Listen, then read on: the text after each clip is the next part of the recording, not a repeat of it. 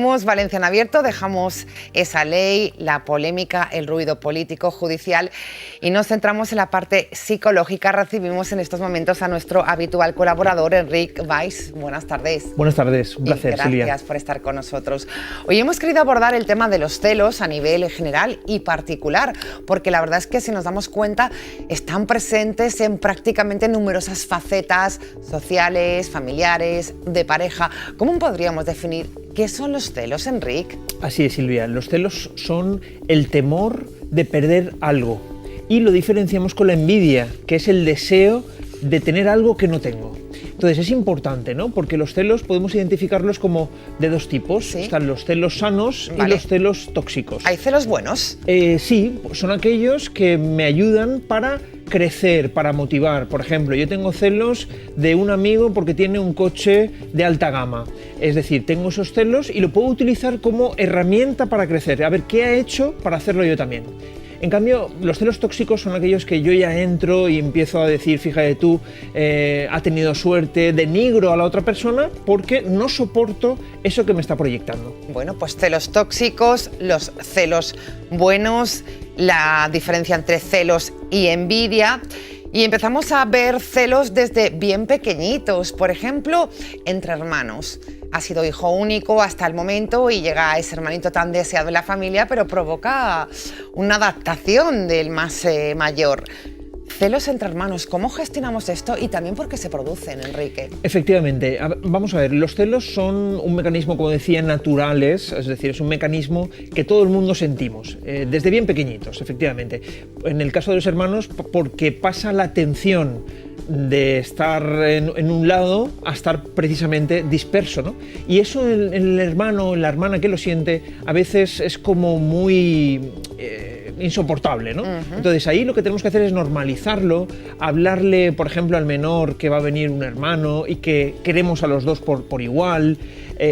A veces es cierto que esa atención deja de estar tan presente en ese hijo que hasta ahora lo sentía, ¿no? Entonces, intentar esforzarnos y normalizarlo, naturalizarlo, es parte del proceso. Y de hecho, el menor que, por ejemplo, lo siente, poco a poco lo van normalizando y elaborándolo.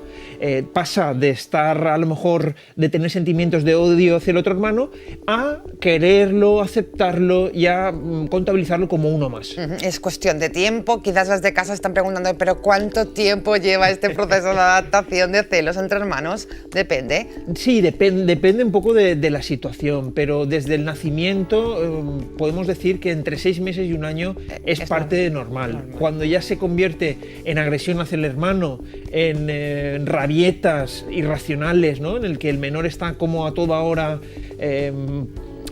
reclamando atención, ahí ya sí que sería interesante ponernos en manos de un profesional. Ahí deben sonar las alarmas, ¿no? Celos entre hermanos, celos entre los miembros de la familia. ¿Esto es algo también muy habitual? Sí, también puede ocurrir que esos celos se vean reflejados en la familia. Pues como por ejemplo un suegro, un familiar que resulta que tiene algo que yo también deseo. Entonces es importante, ¿no? Comunicar, hablar las cosas, incluso también hacer una introspección. ¿Por qué me está generando este tipo de sentimientos negativos hacia mí mismo? Y ahí también tenemos que, insisto, trabajar esa parte emocional y decir, no, estoy entrando en ciertas dinámicas, ¿no? Bueno, pues celos familiares también, cómo abordarlos, comunicación, importantísima esta palabra que tenemos que, pues proyectar en todo momento en nuestra vida. Celos en el trabajo. Cuéntame esta parte, Enric, porque suele ser también algo habitual. Sí, pero es habitual en el mismo colectivo. Por ejemplo, un tenista no va a tener celos de, por ejemplo, un ingeniero. Es decir, los celos siempre aparecen en el mismo entorno. Pues, por ejemplo, entre compañeros, por ejemplo, si estamos en el colectivo de periodistas, entre periodistas, hay muchos envidias, celos, entre psicólogos, entre profesionales, siempre en el mismo ámbito. Entonces, ahí... ¿Y a qué se deben estos celos? ¿Qué hay detrás de esos celos? Los celos son inseguridades personales, temores, miedo a lo mejor a la pérdida de un trabajo, miedo a que la otra persona me pueda quitar ese puesto de trabajo. Entonces es importante normalizarlo. Al final, nuestra única competencia somos nosotros mismos. Entonces a veces es verdad que ponemos el foco en los demás y perdemos la energía criticando, metiéndonos con el otro, incluso envenenándonos, ¿no? Entonces es importante, cada uno tiene sus habilidades, sus capacidades, reforzarlas y interiorizarlas, porque lo que comentamos, ¿no? En muchas ocasiones ponemos el foco en el otro y el otro hace lo que se denomina en psicología factor espejo, es decir, veo algo en el otro que yo no tengo y entonces hay personas que eso no lo pueden soportar y tienen que meterse con el otro, entonces eso produce mucha toxicidad. ¿Y cómo evitar estas situaciones? Es complicado, Enric. Sí. ¿Con comunicación también? Claro, con comunicación primero interna, es decir, ¿por qué tengo yo este tipo de celos? Y a lo mejor el otro está haciendo algo también para fomentarlo, pues simplemente con naturalidad. Pues a lo mejor, perdona la franqueza, ¿no? Pero es que he tenido cierta envidia, ciertos celos, pero no pasa nada, porque me los estoy trabajando.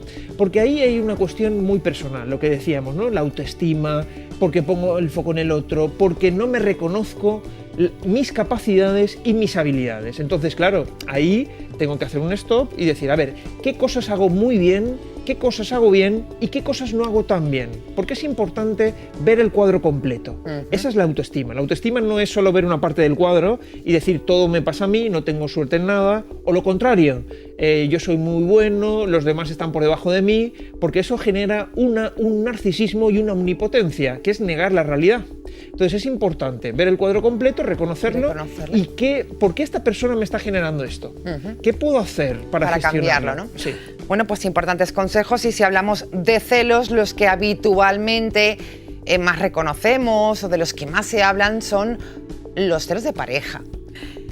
¿Por qué pasa estos celos? ¿Somos todos celosos?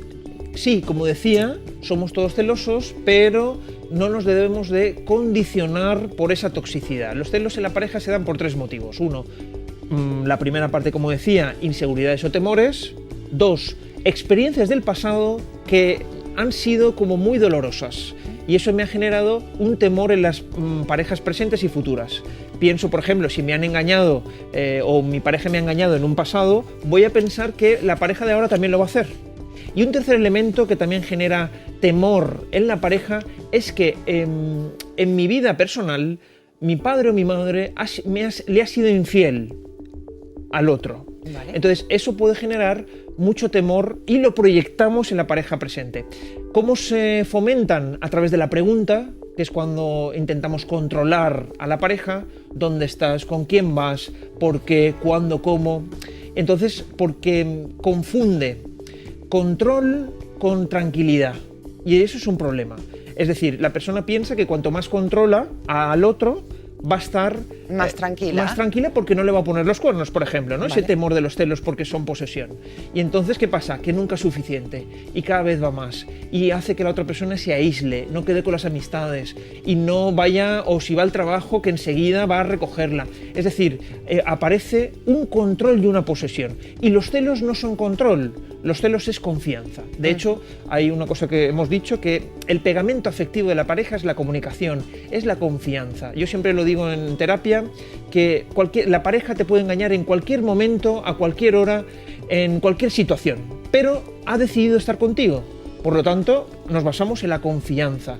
Claro, obviamente, si veo cosas objetivas en la que, por ejemplo, coge el teléfono y se va al baño y no me lo deja, hay un ocultamiento, veo un cambio de conducta hacia mí, pues por ejemplo, a nivel sexual íntimo, ya no hay esa frecuencia, pues bueno, tendré que comunicar. Oye, cariño, claro, noto esto, ocurre algo, y a partir de ahí, pero no desde la parte patológica o obsesiva, porque eso se produce, pues precisamente ese control es la antesala de pues situaciones de violencia de género o situaciones ya mayores, ¿no? Mayores.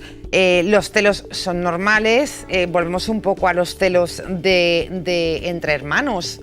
¿Cuándo creemos que, o cuándo debemos pensar que son celos ya enfermizos por la situación que has descrito? Cuando condicionan al hermano, cuando vemos que han pasado... En pareja también. Sí, en pareja, en los hijos, cuando vemos que ya me está condicionando. Por ejemplo, en la pareja, cuando veamos que eso me está condicionando, es decir, que mi pensamiento obsesivo o preocupante sobre el otro, de dónde está, cómo está conectado en línea, ha dado like a estas personas y a mí no, si tiene estos seguidores, todo eso, cuando te condiciona, hay que pedir ayuda profesional. Entonces es importante reconocerlo, ver que tiene solución y que a través de ciertos procesos psicológicos y elaborar ciertas heridas que me condicionan en el presente, puedo hacer una vida sana. Porque la pareja decimos que van en la misma línea, en la misma sintonía. Cuando ya actúo de forma en que uno dice y el otro obedece, cuando uno ve que ordeno y mando, estamos ya teniendo unas conductas bastante tóxicas en la pareja. Bueno, pues así son los celos, así lo hemos abordado hoy con Enric Valls. Sobre todo, la solución pasa en todos los aspectos de la vida por la comunicación, gestionarlo bien. Y eso sí, acudir a manos de profesionales cuando creemos que debemos hacerlo. Gracias, Enric Valls, por estar con nosotros. A vosotros. Nos vemos pronto. Igualmente. Buenas tardes. Nosotros seguimos con más cosas. Ayer acudíamos a Castellón